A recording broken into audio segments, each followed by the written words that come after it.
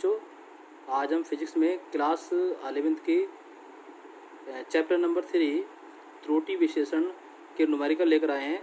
इससे पहले हमने यानी कि जो कोई भी भौतिक राशि है उसके मान में अधिकतम प्रतिशत त्रुटि ज्ञात करने के सूत्र के बारे में आपको समझाया था। तो वो सूत्र बहुत ही इंपॉर्टेंट है, उन सूत्रों को जरूर तैयार कर लेना। उन्हीं सूत्र पर आधारित ये न्यूमेरिकल है, इसको बहुत अच्छे से समझ लेना। ठीक है, कैसे होता है देखें। 3 भौतिक राशियों की माप क्रमशः a बराबर 2.05 centimetre, b equal to 5.2 centimetre, c equal to 20.5 centimetre है। तब इन मापों का प्रेक्षण सूत्र z बराबर AB बटे c है। z के मान में अधिकतम प्रतिशत त्रुटि ज्ञात कीजिए। ठीक है, एक सूत्र है, क्या निकालना, z के मान में जो ये सूत्र दे रखा है z equal to AB upon c, इसमें जो z है z के मान में अधिकतम प्रतिशत, यानी कि जो z है ये AB और c ये 3 भौतिक राशियों से मिलकर बना हुआ है। ठीक है, समझाया था आपको कि कोई भी जैसे कोई भौतिक राशि है कैसी व्युत्पन्न राशि, तो वो अन्य 3 भौतिक राशियों से ये मिलकर बना है। कितनी भी राशियों से मिलकर बनी हो सकती है, 2 से, 3 से, 4 से, 5 से। तो यहाँ पर कितनी अन्य भौतिक राशियों से मिलकर बना है ये z, 3 से। जो z की 3 ये जो भौतिक राशियाँ अन्य उनकी जो माप है वो कितनी है, a बराबर इतना, b बराबर ये, c बराबर ये। अब सबसे पहले देखो ऐसे उसमें सवालों में करते क्या है। सबसे पहले जो ये माप दे रखी है इनको समझ लेते हैं। देखो यहाँ पर a बराबर कितना है 2.05 सेंटीमीटर, b बराबर 5.2 सेंटीमीटर, c बराबर 20.5 सेंटीमीटर। तो इसमें जो दशमलव के बाद अंक है इनको देखेंगे। ठीक है, तो इनमें क्या निकालेंगे हम, इनके निरपेक्ष मान हम निकालेंगे। और निरपेक्ष मान हमने बताया था वहाँ पर कितने थे कि डेल्टा a का कितना निरपेक्ष मान होगा, डेल्टा a, समझाया था या नहीं। ठीक है, तो a का जो निरपेक्ष मान होगा डेल्टा a वो कितना होगा, यहाँ पर देखो यही बात यहाँ पर समझने की है। तो यहाँ पर कितना a बराबर कितना 2.05, तो दशमलव के बाद कितने 1 2 अंक है ना, 0 और 5 2 अंक है। तो यहाँ पर हम क्या करेंगे, यहाँ पर भी हम दशमलव के बाद यहाँ लिखेंगे 0 दशमलव। ठीक है, दशमलव लिखेंगे और दशमलव के बाद 2 अंक लिखेंगे। वो कैसे होंगे, एक तो 0 होगा और एक 1 होगा। बच्चों इसको ध्यान से समझ लेना। a बराबर कितना 2.05 सेंटीमीटर, तो दशमलव के बाद 1 2 अंक हैं। इसका जो निरपेक्ष मान लिखेंगे वो निरपेक्ष मान हो जाएगा 0.01। अगर यहाँ पर जैसा अब अगला वाला लिखेंगे, इसको समझ लो, b is equal to delta b, इसका क्या होगा निरपेक्ष मान डेल्टा b, और डेल्टा b बराबर कितना हो जाएगा, यहाँ पर देखो दशमलव के बाद कितना अंक है, 1 है तो 1 अंक लिखेंगे तो 0.1 लिखेंगे केवल। ठीक है, यहाँ पर अगर 3 होता तो 0.001 लिखते, तो 1 ही लिखना, 1 से ज़्यादा हमें लास्ट वाली संख्या नहीं लिखनी है। ये जो संख्या है वो 1 ही लिखनी है लास्ट वाली, और दशमलव के बाद जितने भी लगाने हैं, अगर मतलब 3 होते तो 3 में क्या हो जाते, 0.001 हो जाता। तो यहाँ पर 1 ही है तो 0.1 हो गया। ठीक है, 1 तो जरूर ही आएगा। अब ऐसे ही c की बात कर लेते हैं, तो डेल्टा c कितना, डेल्टा c यानी कि c का जो निरपेक्ष मान होगा कितना होगा, डेल्टा c। तो इसके बाद कितना है 0.5, तो इसका मतलब 1 अंक है इसका भी, तो इसमें लिखेंगे 0.1। अब सबसे पहले हम निरपेक्ष मानों को निकाल लेते हैं। ये समझ में आ गए, a के मान हमें पता है, सवाल में दिए हुए हैं, b का मान पता है, c का मान पता है, इनके निरपेक्ष मान भी हमने ये ज्ञात कर लिए हैं। ठीक है, अब कोई दिक्कत नहीं है, अब सूत्र को देखना है हमें। सूत्र कितना है, z बराबर, ठीक है, कितना z बराबर, इसको डायरेक्ट लिखेंगे। अब z के मान में निरपेक्ष त्रुटि, जब इसको हमने उस फॉर्मूले के द्वारा लिखा था ab और a बटे b, a इंटू सी ऐसा करके लिखा था ना हमने, कुछ उनको बनाया था सूत्र, तो ऐसे यहीं से बना देंगे कि z के मान में अधिकतम प्रतिशत त्रुटि कितनी होगी। तो कितनी होगी, z के मान में, ध्यान से देख लेना, मान में अधिकतम क्या निकालनी है हमें, अधिकतम प्रतिशत त्रुटि। ठीक है, ये मैं त्रिशा से लिख रहा हूँ क्योंकि नीचे जगह नहीं है। तो देखो कितनी हो जाएगी, ये हो जाएगी डेल्टा z बटे z। अब क्या लिखते हैं इसको हम, मैक्स, क्या लिखते हैं, मैक्स, अधिकतम मतलब मैक्स, और इंटू 100, z का तो ये हो गया। अब क्या बचा हमारे पास, a और b बटे c। तो ये क्या लिखेंगे, डेल्टा मैंने बताया था कि सबको प्लस में लिखते हैं, और कोई भी माइनस में हमने लिखते, चाहे गुणा में हो, चाहे भाग में हो, चाहे वो माइनस में हो या प्लस में हो, किसी में भी हो, लिखते सबको कैसे हैं, प्लस में।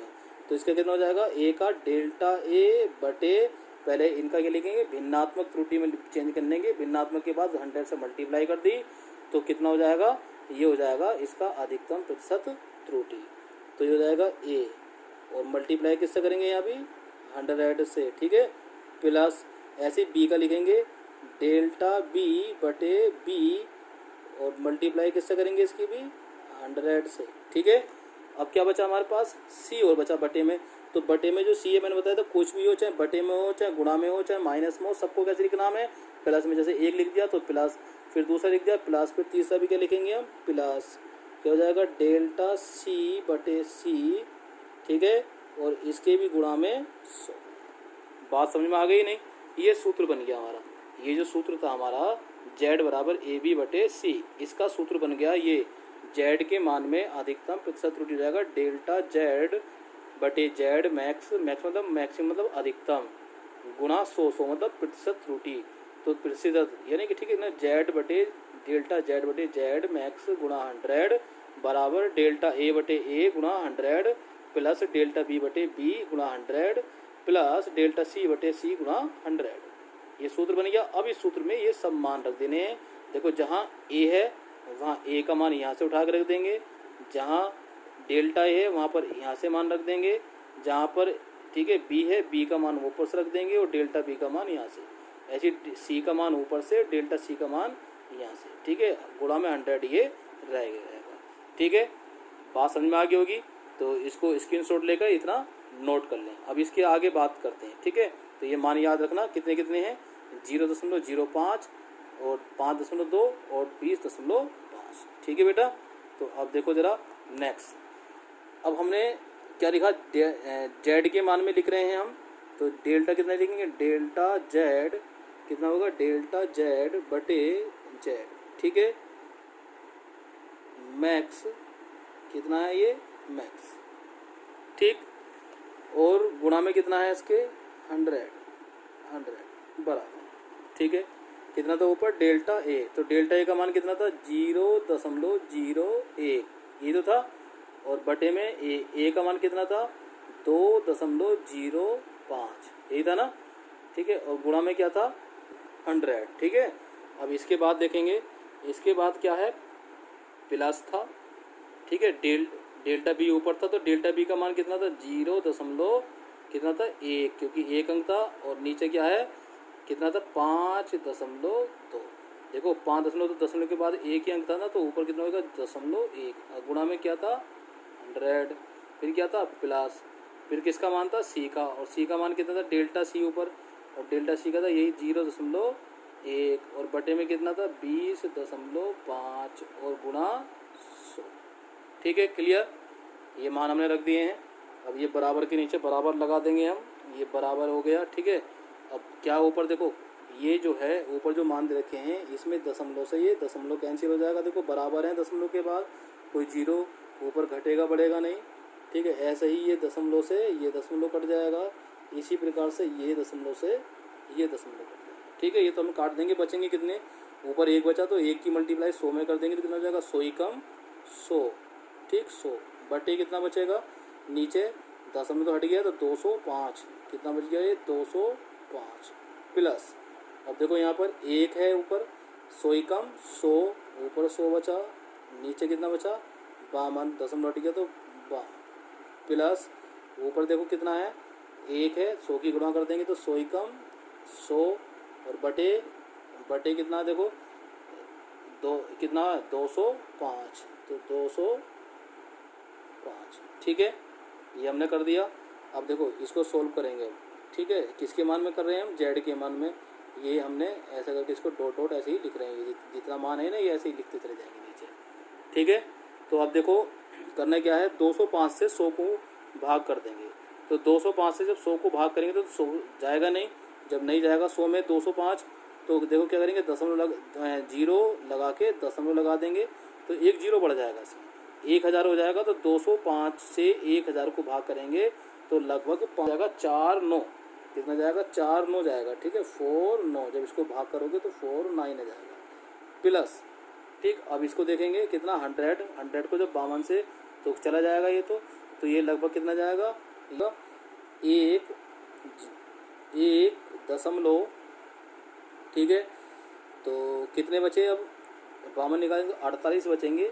तो 48 मतलब 480, हाँ 480 हो जाएगा। तो लगभग 480 में अगर हम देखें तो वही लगभग कितना जाएगा, 9 बार चला जाएगा ये भी। तो 1.9 मान लो, ठीक है। प्लस 100 को इससे करेंगे तो ये तो सेम है, ये सेम है, तो ये भी ऐसे आ जाएगा 0.49। तो अब देखो इसको हम ऐड करेंगे, कितना हो जाएगा, ये कितना है 0.49 प्लस 0.1 यानी कि 1.9। यहाँ पर हमने 0 बढ़ा दिया 1, ठीक है। 9 था तो उसके आगे हम 0 तो दशमलव के बाद आराम से लगा सकते हैं। तो 0.49 इसको जोड़ देंगे, 9 0 9 9, ठीक है, और 9 18, कितने हो गए 18। तो यहाँ के लिख देंगे हम 8, ठीक। अब इसके बाद देखो हासिल कितना बचा, एक हासिल बचा हमारा, हमने ये हासिल यहाँ पर लिख दिया। अब देखो ये लिखेंगे, ये हासिल इसमें जोड़ देंगे 4 में, 4 और 1 5 और 9 कितने हो गए, यानी कि 4 और 1 5, 5 और 9 14 और 14 और 4 कितने हो जाएंगे 18, 18 का 8, ठीक। हासिल कितना बचा, 1 फिर बचा हमारे पास। तो 1 किस में जोड़ देंगे तो और कहीं है नहीं, दशमलव से इधर, तो 1 ये है, तो 1 और 1 2, कितना आ गया 2।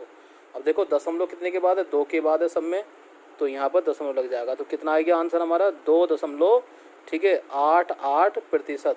क्योंकि हम प्रतिशत निकाले थे ना, गुना सब में 100 लगा हुआ था, तो इसको भी हम ऐसा करके ब्रैकेट में लिख के प्रतिशत लिख सकते हैं, ठीक है। तो ये जो मान है हमारे पास, ये इसका आंसर आ जाएगा, ठीक। तो ये आंसर कितना हो गया हमारे पास, ये आंसर हो जाएगा जेड, यानी कि कितना था डेल्टा, कितना था ये मान हमारा, डेल्टा जेड बटे जेड और मैक्स इंटू 100 और इज इक्वल टू आ गया 2.88%, ठीक। ये आंसर हो गया, ठीक है। जेड के मान में जो अधिकतम प्रतिशत त्रुटि है वो 2.88% हो जाएगा, ठीक है बच्चों। ये आंसर हो गया। इसको स्क्रीनशॉट लेकर आप नोट कर लेना अपनी नोटबुक में। और अगर आपको ये वीडियो पसंद आई हो तो इसको लाइक करना और ज़्यादा से ज़्यादा शेयर करना, जिससे आपके दोस्तों के पास भी ये वीडियो पहुंच जाए। और बच्चों हमारे चैनल को सब्सक्राइब जरूर कर लेना, जिससे जो भी वीडियो आए उसका नोटिफिकेशन आपके पास एकदम पहुंच जाए और आप उस वीडियो को देख लें, ठीक है। धन्यवाद।